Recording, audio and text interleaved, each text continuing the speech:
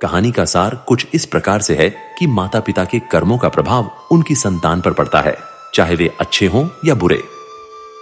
इस सिद्धांत पर आधारित एक दिलचस्प प्राचीन कथा आपको सुनाई जा रही है। किसी समय की बात है, एक गांव से कुछ दूर एक ज्ञानी महात्मा अपने आश्रम में अपने शिष्यों के साथ निवास करते थे। एक दिन एक शिष्य ने महात्मा जी से प्रश्न किया, गुरुजी, क्या यह सत्य है कि माता पिता के पुण्य या पाप का फल उनकी संतान को भुगतना पड़ता है? महात्मा मुस्कुराते हुए बोले, बिल्कुल सही, यह परम सत्य है। फिर उन्होंने एक पुरानी कहानी सुनानी शुरू की। प्राचीन काल में एक गांव था जहां एक अत्यंत गरीब किसान रहता था। वह दिन रात कठिन मेहनत करता, किसी तरह से अपने परिवार का पालन पोषण करता था। उसकी मजदूरी मात्र 50 रुपए प्रतिदिन थी, जिसमें से वह नियमित रूप से कुछ हिस्सा दान करता और शेष से परिवार की जरूरतें पूरी करता। समय बीतता गया और फिर उस किसान के 2 जुड़वां पुत्र हुए। अब उसके परिवार में 4 सदस्य हो गए, पति पत्नी और दोनों बेटे। समय के साथ खर्चे बढ़ने लगे, महंगाई भी दिन प्रतिदिन बढ़ रही थी। एक दिन उसके बेटे ने उससे कहा, पिताजी, आप दिन भर इतनी मेहनत करके 50 रुपए कमाते हैं, जिसमें से आप कुछ दान कर देते हैं। इस बचे हुए पैसों में हमारा गुजारा कैसे होगा? किसान ने कुछ देर तक चुप्पी साधे रखी। तभी उसकी पत्नी ने हस्तक्षेप करते हुए कहा, बेटा, तुम्हारे पिताजी जो दान करते हैं वह सिर्फ तुम्हारे भले के लिए है, दूसरों के लिए नहीं। फिर भी दोनों बच्चे इस बात को समझने में असमर्थ थे, क्योंकि वे अभी बहुत छोटे थे। धीरे धीरे समय बीता और दोनों लड़के बड़े होने लगे। लेकिन इसी बीच एक दिन किसान की एक दुर्घटना में मृत्यु हो गई। उसकी पत्नी और बच्चे गहरे दुख में डूब गए। एक दिन बच्चों ने अपनी मां से पूछा, मां, पिताजी कहां चले गए हैं? मां ने कहा, बेटा, तुम्हारे पिताजी अब यमराज जी के पास चले गए हैं। जब तक वे जीवित थे वे रोज 50 रुपए कमाते थे, जिसमें से कुछ दान करते और बाकी से हमारा पालन पोषण करते थे। अब हमारे जीवन की देखभाल कौन करेगा? मां की यह बात सुनकर बच्चों ने जवाब दिया, मां, चिंता मत कीजिए, हम यमराज जी के पास जाएंगे और अपने पिताजी को वापस लेकर आएंगे। हमने सुना है कि भगवान दयालु होते हैं, वे हमारे दुख को देखकर हमें हमारे पिताजी वापस जरूर देंगे। मां ने बच्चों की बात पर ध्यान नहीं दिया, लेकिन एक दिन जब वह गांव में किसी काम से गई, दोनों बच्चे सोचने लगे, क्यों ना हम यमपुरी जाकर अपने पिताजी को वापस लाएं। ये विचार आते ही दोनों भाई यात्रा पर निकल पड़े।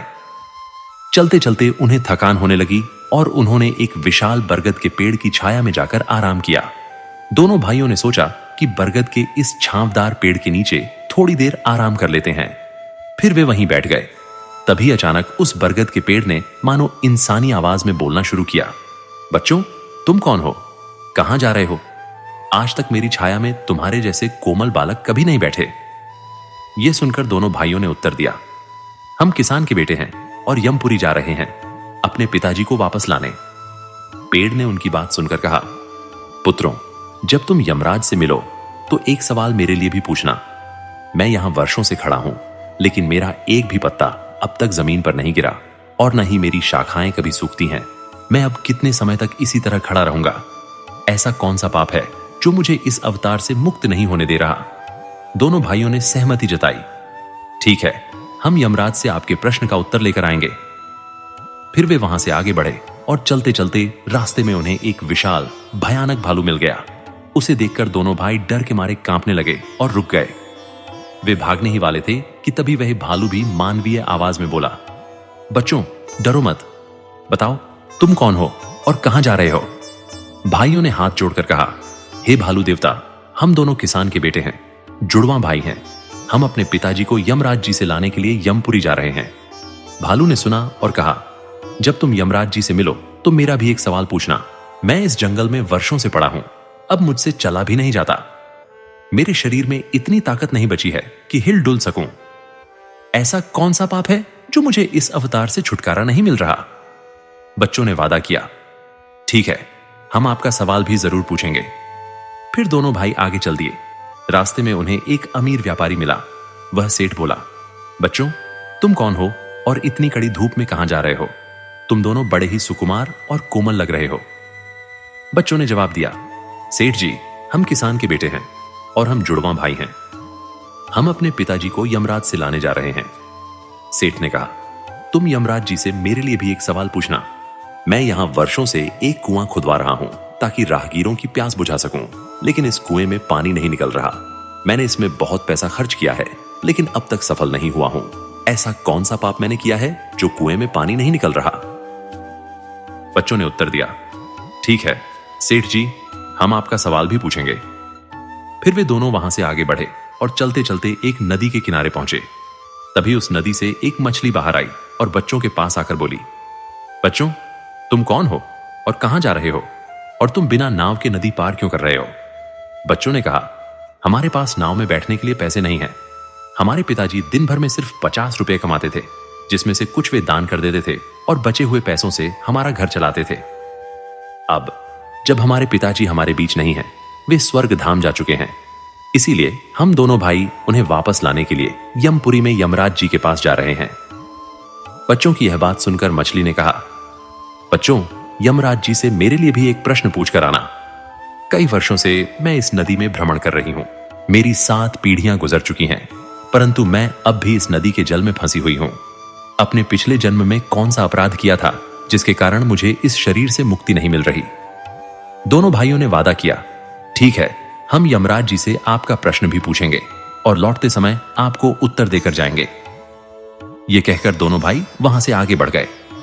नदी के दूसरे किनारे पर पहुंचने पर उन्होंने देखा कि एक मरा हुआ व्यक्ति वहां पड़ा था। वे उसे उठाने ही वाले थे कि वह अचानक चिल्लाने लगा, बच्चों, तुम कौन हो और कहां जा रहे हो? लड़कों ने कहा, हम किसान के बेटे हैं और यमराज जी के पास अपने पिताजी को लाने जा रहे हैं। तब वह मृत व्यक्ति बोला, तुम यमराज से मेरे लिए एक प्रश्न पूछ कर आना।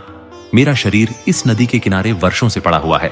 कभी लहरें आती हैं तो मेरा शरीर नदी में चला जाता है, फिर वापस किनारे पर आ जाता है। मेरा शरीर न सड़ता है न गलता है। पिछले जन्म में मैंने ऐसा कौन सा पाप किया था जिसके कारण मुझे इस शरीर से मुक्ति नहीं मिल रही? लड़कों ने कहा, ठीक है, हम यमराज से आपका प्रश्न भी पूछ कर आएंगे। इतना कहकर वे फिर से आगे चल दिए। रात हो गई थी और कई दिनों की लगातार यात्रा ने उन्हें थका दिया था। तभी उन्हें पास में एक झोपड़ी दिखाई दी, जिसमें जाकर दोनों भाई सो गए।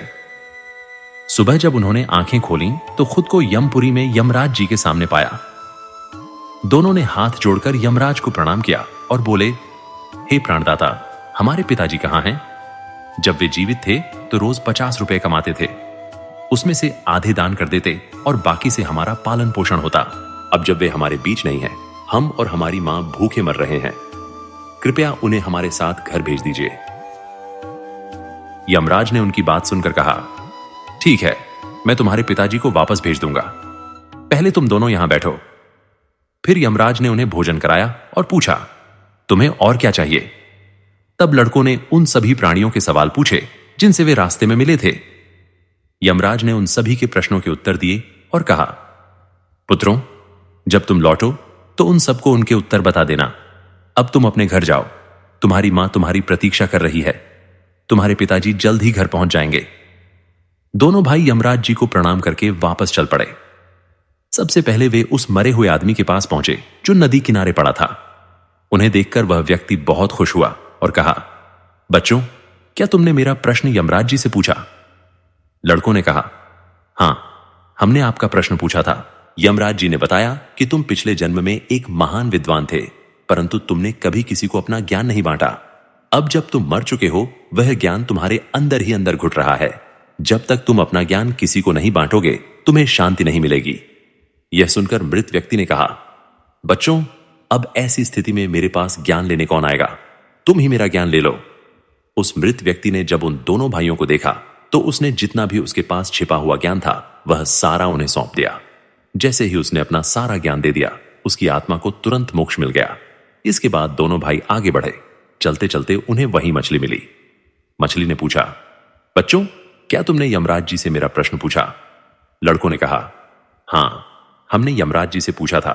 उन्होंने कहा कि तुम्हारे शरीर में अमृत है। जब तक तुम इसे किसी और को नहीं दोगी, तुम व्याकुल और बंधी रहोगी। मछली ने गहरी सांस लेते हुए कहा, अब मुझे कौन मिलेगा? तुम ही मेरा अमृत ले लो। जैसे ही मछली ने अमृत उन बच्चों को दिया, उसकी आत्मा को भी मोक्ष मिल गया। आगे बढ़ते हुए दोनों भाइयों को वहीं सेठ मिला जो राहगीरों के लिए कुआं खुदवा रहा था। उसने उन्हें देखते ही कहा, बेटा, क्या तुमने मेरे लिए यमराज जी से प्रश्न पूछा? लड़कों ने कहा, हां, पूछा था। यमराज जी ने कहा कि आपके घर में 2 जवान कन्याएं हैं जिनका विवाह नहीं हुआ। जब तक आप उनका विवाह नहीं कराते, इस कुएं में से पानी नहीं निकलेगा। आपको सबसे पहले अपनी बेटियों का कन्यादान करना होगा। सेठ ने चिंता में कहा, अब मैं कहां जाकर अपनी बेटियों के लिए योग्य वर खोजूं? तुम दोनों बहुत ही सीधे और सुंदर लगते हो और एक जैसे भी दिखते हो। अब तुम विवाह के योग्य हो गए हो, तुम ही मेरी बेटियों से विवाह कर लो। फिर उस सेठ ने अपनी दोनों बेटियों का विवाह उन दोनों भाइयों से करवा दिया। विवाह के बाद सेठ ने अपनी बेटियों को विदाई में ढेर सारा धन देकर विदा किया। दोनों भाई अपनी पत्नियों के साथ आगे बढ़ते रहे। रास्ते में उन्हें वही भालू मिला। उसने कहा, बच्चों, क्या तुमने यमराज जी से मेरा प्रश्न पूछा था? लड़कों ने कहा, हां, पूछा था। यमराज जी ने कहा कि तुम्हारे पास एक अमूल्य हीरा है, लेकिन तुम उसे कभी धरती पर नहीं रखते और न ही किसी को दान करते हो। जब तक तुम इस हीरे का दान नहीं करोगे, तुम्हारा शरीर इसी अवस्था में रहेगा। भालू ने उदासी से कहा, अब मैं यह हीरा किसे दूं? तुम ही इसे ले लो। फिर उसने हीरा उन बच्चों को दे दिया और हीरे के दान के साथ ही उसकी आत्मा को भी मुक्ति मिल गई। आगे बढ़ते हुए वे दोनों भाई उस बरगद के विशाल पेड़ के पास पहुंचे जिसके नीचे वे आराम करने के लिए बैठे थे। पेड़ ने कहा, बच्चों, क्या तुमने यमराज जी से मेरा प्रश्न पूछा? लड़कों ने कहा, हां, पूछा था। यमराज जी ने कहा कि पिछले जन्म में तुम एक गुरुकुल में शिक्षक थे, परंतु तुमने बच्चों से अपना काम करवाया और उन्हें सही शिक्षा नहीं दी। उनके श्राप के कारण ही तुम्हारा यह हिलडुल ना सकने वाला रूप है। जब तक तुम अपना सारा ज्ञान किसी को नहीं दोगे, तुम्हें शांति नहीं मिलेगी। यह सुनकर पेड़ ने कहा, अब मेरा ज्ञान कौन लेगा? तुम ही ले लो। फिर पेड़ ने सारा ज्ञान उन बच्चों को दे दिया और जैसे ही उसने अपना ज्ञान सौंपा, उसकी आत्मा भी मुक्त हो गई। इसके बाद दोनों भाई अपनी पत्नियों के साथ अपने घर लौट गए। जब वे घर पहुंचे तो उनकी मां उन्हें देखकर बहुत खुश हुई और बोली, तुम दोनों कहां चले गए थे और ये दोनों लड़कियां कौन हैं? दोनों भाइयों ने अपनी मां को सारी बातें विस्तार से बता दी। अब उन्हें यह एहसास हो गया था कि उनके पिताजी वापस नहीं आएंगे, क्योंकि उनकी आत्मा को मुक्ति मिल चुकी थी।